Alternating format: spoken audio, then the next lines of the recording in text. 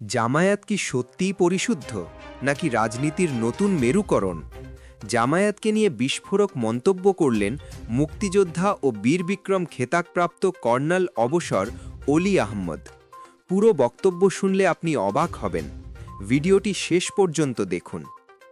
রাজধানীর মগবাজারে এলডিপির কেন্দ্রীয় কার্যালয়ে এক জরুরি সংবাদ সম্মেলনে কর্নেল অবসর অলি আহমদ বীর বিক্রম বলেন, জামায়াত এখন পরিশুদ্ধ বলেই মুক্তিযোদ্ধা ও বীর বিক্রমরা তাদের সঙ্গে জোট করেছে।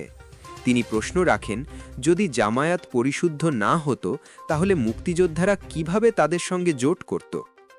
অলি আহমদের দাবি, দেশে দ্বিতীয়বার স্বৈরাচার মুক্ত আন্দোলনে জামায়াতের তরুণদের বড় ভূমিকা ছিল। তিনি বলেন, আমি প্রথমবার পাকিস্তানের বিরুদ্ধে যুদ্ধ করেছিলাম, আর এখন আমরা সবাই একসাথে হয়েছি দেশের ভবিষ্যতের জন্য। অলি আহমদ স্পষ্ট করে বলেন, এলডিপি জামায়াতে যোগ দেয়নি, জামায়াতও এলডিপিতে যোগ দেয়নি। এটি কোনো দলীয় একীভূতকরণ নয়, এটি আসন সমঝোতা।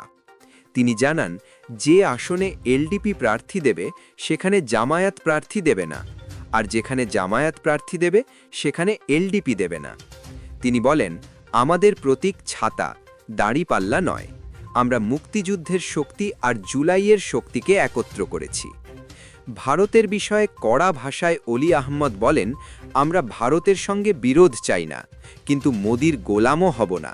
তিনি আরও বলেন, দিল্লিতে সিদ্ধান্ত হবে আর বাংলাদেশে কাজ হবে, এমন রাজনীতি আমরা মানব না। তিনি অভিযোগ করেন, কিছু রাজনৈতিক গোষ্ঠী অর্থ ও নারী সহ নানা লোভে ভারতের কাছে আত্মসমর্পণ করেছে। রাজনীতির এই নতুন জোট দেশকে কোন পথে নিয়ে যাবে? জামায়াত কি সত্যিই পরিশুদ্ধ নাকি এটি কৌশলগত সমঝোতা? আপনার মতামত কি?